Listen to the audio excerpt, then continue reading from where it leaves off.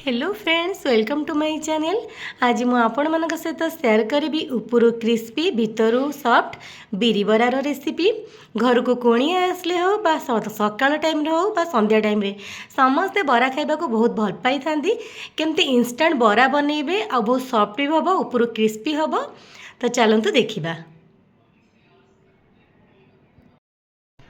बरा करिया पई गोटे कप बिरी कोठी मु बतुरे की रखी देइथिली गोटे घंटा।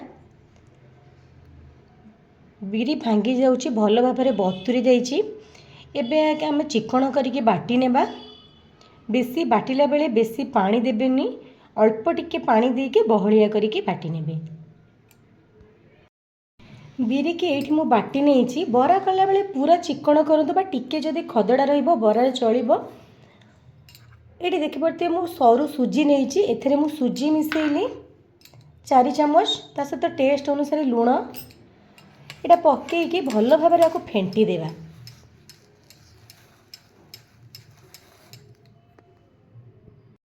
गोटे राउंड शेप रे मो हाथ रे भल भाव में फेंटी नहीं बा बिरी को फेणई देइछि।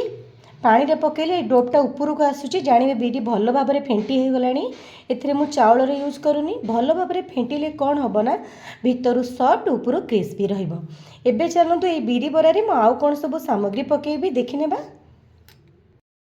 बरारे पकाइवाई ये मुझे छोट छोट करके पियाज काटिक नहीं, भुसुंग पत्र, कंचा लंका, जीरा, अदा नहीं। जदि आंब कषिया अदा थे ने, आंब कषिया अदा नथिले नॉर्मल अदा भी नहीं पारे। ये सब बरारे जो कॉम्बिनेशन पड़े ना खाइला बेले जितेबाला बाइट रे आसे बहुत बढ़िया टेस्ट लगी थाए। आम ओडिशा तो घरे कोणिया आसतु बा सकाळ आ संध्या समस्ते बरा खाइबा को बहुत पसंद करि थांती। एबे चलंतु आको भल भाव में सब गोळेई नेबा।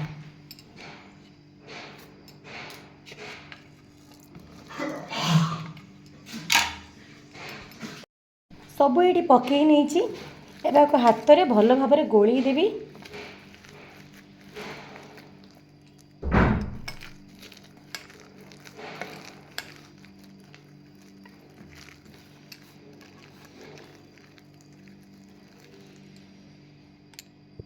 सब भल भाव में ये गोली नहीं। एथिरे मु किसी सोडा पकाउनी। जदि बिरी बरा आपण भल चाउल भी जदि भी पकाउछनी भल भाव में फेंटिबे तो एथिरे सोडा पकेबा दरकार पड़िबनी। एबे चलंतु आमे बरा सब छाणीबा। तेल गरम हो गलानी। ए कड़ी रे मोर छणा तेल थिला, मु सेइथिरे करिबी।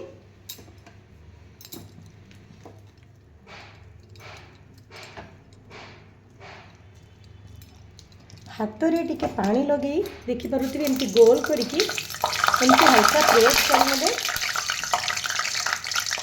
प्रेस कला परे एमती गोटे कड़ा करनेबे।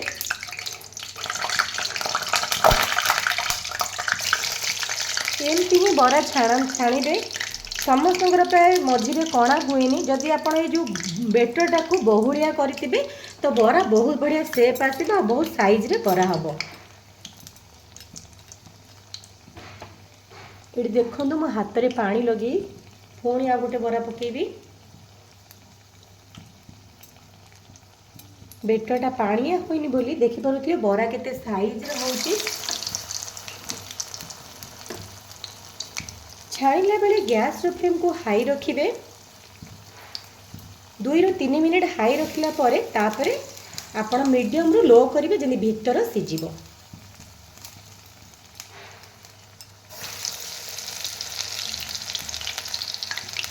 जेतिकी जगह हम मुझे बरा पकई देइछे गढ़ी की। एबे ताको एपट सेपट करके छाणी नेबा।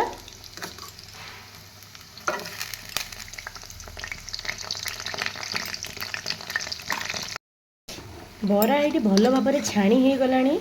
देखि पारुथिबे लाल लाल हो गलानी।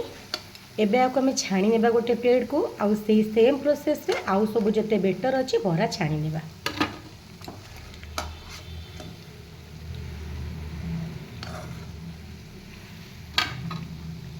एठी सब बरा मु छाणी नहीं। जदि आजिर रेसिपी आपण मानको भल लागिबो मो वीडियो को लाइक शेयर सब्सक्राइब करिवे।